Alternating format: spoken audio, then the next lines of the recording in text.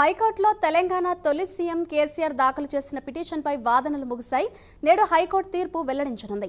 Justice L Narasimha Reddy జారీ చేసిన నోటీసులు రద్దు చేయాలని కేసీఆర్ పిటిషన్ దాఖలు చేశారు. దానికి సంబంధించిన బ్రేకింగ్ న్యూస్ అయితే ప్రస్తుతం మనం చూస్తున్నాం. కేసీఆర్ పిటిషన్ కు విచారణ అర్హత ఉందా లేదా అనే దానిపై వాదనలు ముగిశాయి. అనంతరం కేసీఆర్ పిటిషన్ పై తీర్పు రిజర్వ్ చేసినట్లు హైకోర్టు ప్రకటించింది.